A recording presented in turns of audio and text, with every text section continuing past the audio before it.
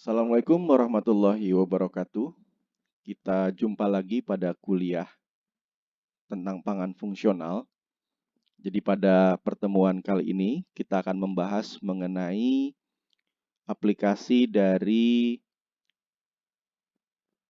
karakterisasi produk dan penggunaan spektrofotometer inframerah untuk autentikasi, terutama dalam melihat kualitas dari bahan baku madu yang berasal dari hutan Kalimantan Timur. Materi ini merupakan hasil penelitian dari mahasiswa pasca sarjana kami, Yuda, yang kemudian dipresentasikan di seminar kedua ASEAN Natural Product tahun 2020 dan sudah mendapatkan pendanaan dari Indonesia Toray Science Foundation. Sedikit mengenai riset ini. Jadi riset ini merupakan bagian dari riset yang cukup besar. Jadi di kuliah sebelumnya kita berbicara mengenai produk yang berbasis beta-karoten dan alfa-tokoferol. Nah, dalam perkembangannya, jadi produk ini kita tambahkan madu sebagai entrapment, jadi sebagai pengikat dari komponen aktif yang ada, yaitu beta-karoten dan alfa-tokoferol, yang diharapkan nanti dapat dipergunakan untuk pasien-pasien yang menderita hiperkolesterolemia.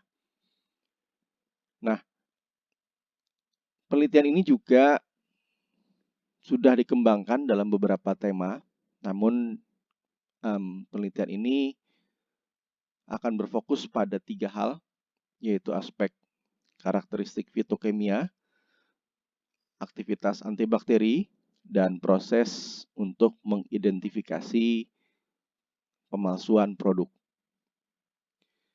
Ini adalah tim peneliti kami, terdiri dari pembimbing S2 dari Yuda Agus, itu Ibu Aswita. Kemudian kepala labnya itu Bu Miftah. Kemudian ketua jurusannya itu Pak Sulistyo Prabowo. Kemudian peneliti tamunya itu adalah Ibu Nita. Dan mahasiswa-mahasiswa S1 dari Universitas Jember yang merupakan peneliti-peneliti tamu di laboratorium kami. Sebelum kita masuk ke dalam produk mengenai madu, kita berbicara dulu mengenai sustainabilitas atau keberlanjutan dari produk madu, karena produk ini diambil dari kawasan yang dekat dengan calon ibu kota negara. Nah, ini adalah peta Kalimantan. Jadi Kalimantan itu adalah pulau yang terdiri dari 3 negara. Ada Brunei, Malaysia, dan Indonesia. Kemudian kami berada di Kalimantan Timur yang dikatakan orang merupakan kawasan Heart of Borneo. Jadi hatinya dari Borneo karena banyak sekali kawasan hutan yang ditetapkan oleh pemerintah, dan di hutan inilah lebah-lebah madu itu berkembang biak. Lokasi dari kawasan ibu kota negara itu adalah di ibu kota Penajam Pasir Utara, dan satu lagi adalah di daerah Kutai Kartanegara. Ini adalah posisi pengambilan sampel untuk madu. Jadi ada di 3 kabupaten, Kutai Barat, Penajam Pasir Utara, dan Kutai Kartanegara. Apabila kita plotting dengan calon wilayah ibu kota, maka ada 3 lokasi yang benar-benar dekat dengan ibu kota. 1 memang berada di kawasan ibu kota, inti dari ibu kota, dan 2 adalah di kawasan pengembangan ibu kota.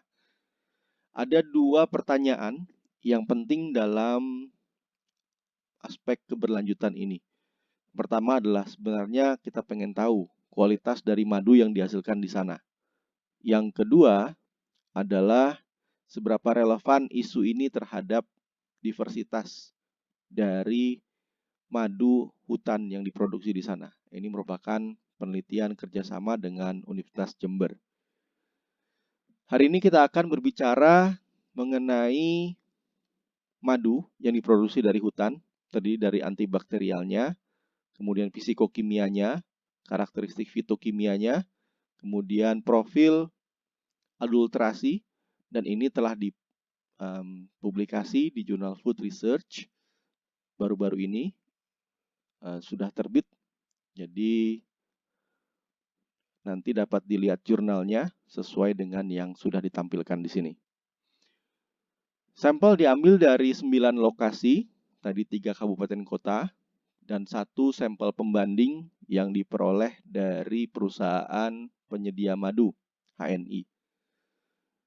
Kalau kita lihat dari aktivitas antibakterinya, jadi ke-9 sampel ini dibandingkan madu komersil, ternyata ada 2 yang merupakan kandidat antibakteri yang cukup tinggi, yaitu di madu Guatembenus MT2, dan yang kedua adalah madu bongan atau MB5. Itu aktivitas penghambatannya terhadap bakteri Staphylococcus aureus dan E. coli itu cukup baik. Akan tetapi di madu yang pertama itu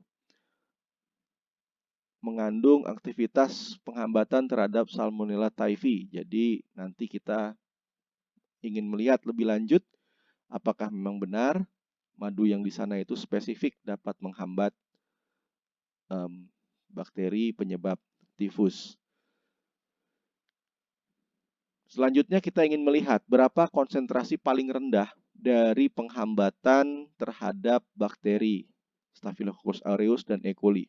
Ternyata untuk madu Guatembenus setelah kita encerkan 4 kali atau 25% konsentrasi, penghambatannya masih dapat terlihat. Tapi apabila kita encerkan 5 kali, sudah tidak ada lagi penghambatan. Nah, madu bongan itu lebih tinggi sedikit, yaitu pengenceran kurang lebih 3 kali atau sekitar 30% konsentrasi, itu masih mampu menghambat bakteri Staphylococcus aureus dan E. coli.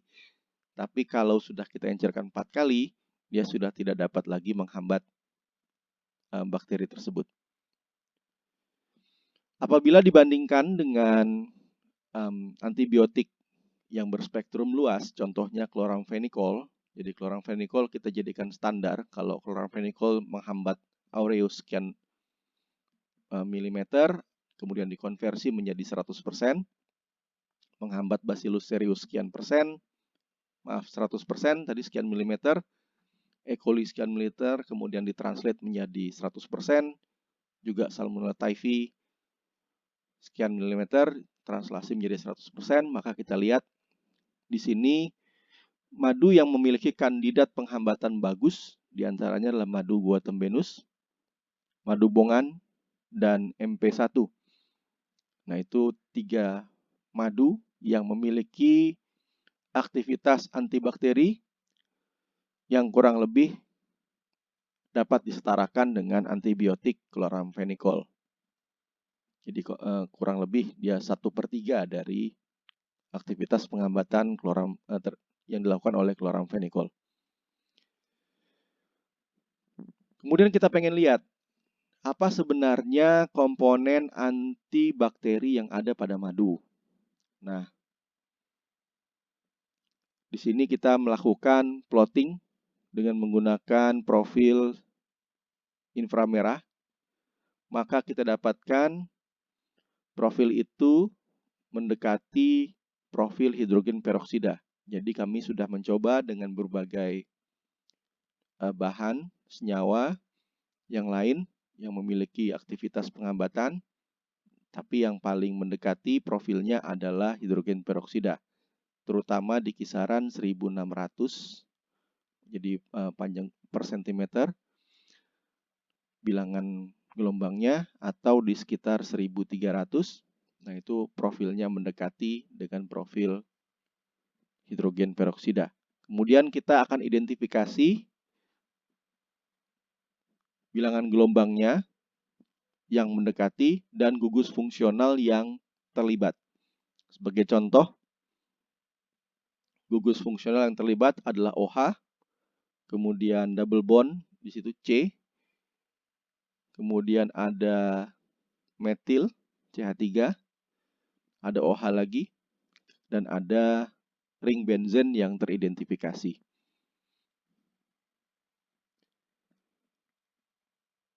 Setelah kita melakukan karakterisasi terhadap antibakteri, kita melihat karakter psikokimianya.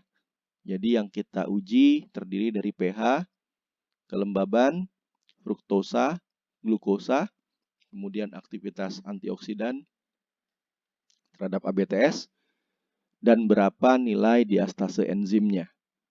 Aktivitas diastase enzim, indeksnya nilainya berapa. Nah, tidak ada yang terlalu menonjol satu sama lain karena di sini cenderung sama untuk semua madu yang kita teliti, kecuali memang dibandingkan dengan madu komersil. Jadi dugaan kami untuk madu komersil itu ada pemekatan, terutama ada penambahan glukosa. Kalau kita lihat dari persen glukosanya. Dan ada penambahan atau pemekatan pembuangan air sehingga kelembabannya berkurang, kadar fruktosanya naik, dan kadar glukosanya naik. Yang baik dilihat dari antioksidannya itu adalah yang rendah nilainya. Jadi di sini madu guatembenus itu memiliki kapasitas penghambatan terhadap ABTS yang cukup baik. Kemudian madu MP1, kalau tidak salah gua parung, itu juga memiliki potensi untuk antioksidan yang cukup baik. Kalau kita lihat dari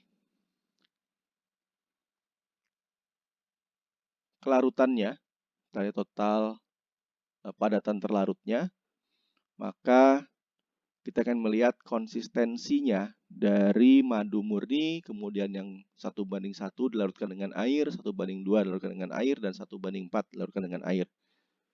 Jadi kalau kita ingin membuat satu produk yang menggunakan madu, kemudian dilarutkan dengan air, maka kita ingin melihat mana yang berpotensi atau memiliki total padatan terlarut yang cenderung konsisten. Di sini semuanya cenderung konsisten, termasuk juga untuk yang madu komersil sebagai pembanding. Nah, di tahap berikutnya adalah melihat kemungkinan adulterasi yang dapat dilakukan oleh para penghasil madu di lapangan dengan melihat pola dari profil inframerahnya. Kita mencoba beberapa jenis gula, misalnya dengan fruktose. Kita lihat polanya, yang merah itu adalah D-fruktose. Polanya demikian, agak jauh dari pola standarnya atau pola naturalnya dari madu. Kita lihat dari glycerol, di situ ada shifting di sekitar 3.500 bilangan gelombangnya. Kemudian yang mendekati sama di sekitar 3.000 sampai 2.700. Kemudian yang juga sama di sekitar 1.400. Yang sama lagi di sekitar mendekati 1.000 dan di sekitar 900. Akan tapi gliserol ini cukup mahal, jadi mungkin kita bisa abaikan. Bagaimana dengan glukos? Nah, glukos lebih murah, lebih gampang didapatkan dalam jumlah besar dibandingkan gliserol. Kita lihat polanya, ada beberapa yang hampir mirip, ya, tetapi lebih banyak yang mirip itu di gliserol dibandingkan yang glukos. Bagaimana dengan sukrose? Nah, kalau penambahan sukros ini terutama di sekitar 2.900, kemudian ada shifting sedikit di sekitar 1.100. Sukros ini yang paling murah, banyak ditemukan dan termasuk di pedalaman. Jadi rata-rata produsen madu itu di pedalaman. Jadi banyak menggunakan penambahan sukrosa untuk adulterasi atau pemalsuan madu. Jadi kita menggunakan, berdasarkan analisis tadi, kita menggunakan sukrosa sebagai basis pemalsuan dari madu. Jadi kita pengen lihat bagaimana madu yang dipalsukan, profilnya, FTIR-nya seperti apa, untuk nanti dapat kita aplikasikan di lapangan, melihat kualitas dan konsistensi produsen madu yang ada di lapangan. Ini tadi yang sudah kita tampilkan. Nah, sekarang kalau kita bandingkan penggunaan adulterasi 25% sukros dan adulterasi 50% sukros, maka kita bisa melihat ada perubahan bilangan gelombang di kisaran 3.500 sampai dengan 3.200, dan ada perubahan bilangan gelombang serapannya itu di sekitar 900 sampai 600, itu terlihat dengan cukup jelas dari dua profil FTIR ini setelah kita lakukan substraksi dengan standar dari madu murni. Maka kita melihat gugus fungsional apa saja yang berubah. Kalau di sini kita bisa melihat yang sama itu di OH yang kemungkinan berasal dari kelas alkohol, kemudian dari asam karboksilat, dari fenol, ada CO dari aromatic ester, dari alkena, kemudian ada dari CH yang lain, dari senyawa-senyawa turunan yang lain. Nah, tentu saja kita melakukan kuantifikasi. Setelah kita berhasil melakukan identifikasi hal yang demikian, kita lakukan kuantifikasi, akan tetapi memang proses kuantifikasi ini masih dalam proses publikasi. Jadi kami tidak tampilkan keseluruhan, kita tampilkan sebagian saja data yang kita miliki.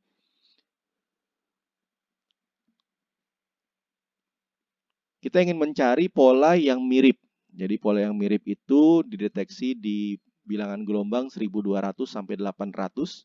Kemudian kita perbesar bagian tersebut dan kita dapatkan secara konsisten perubahan absorbansi dari madu dan madu yang ditambahkan gula secara sekuensial. Jadi dari 1 sampai 50%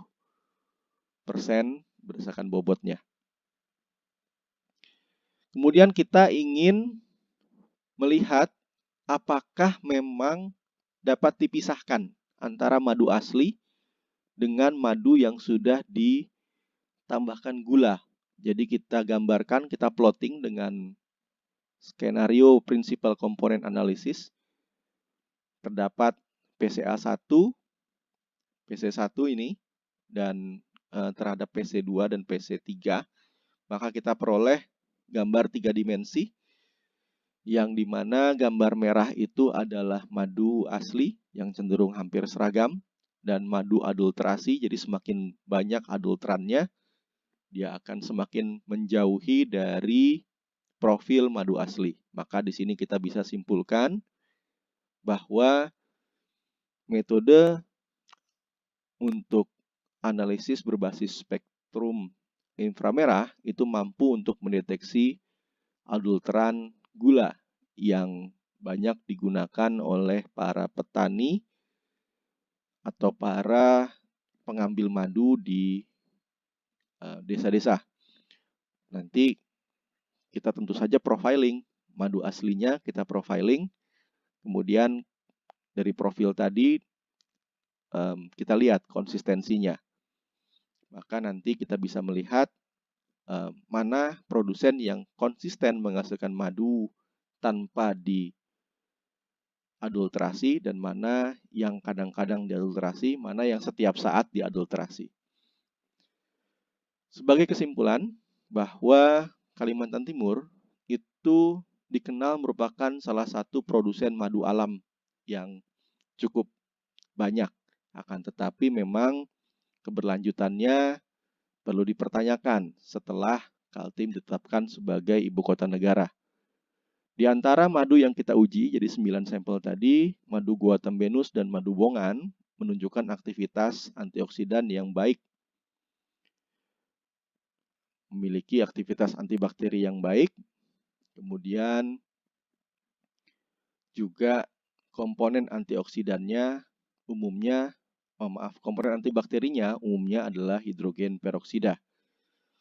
Dan mekanisme untuk pendeteksian secara mudah dan cepat dapat dilakukan dengan menggunakan spektrofotometer inframerah. Itu saja yang dapat kami sampaikan pada kuliah yang singkat ini. Atas perhatiannya kami ucapkan terima kasih. Assalamualaikum warahmatullahi wabarakatuh. Salam sejahtera.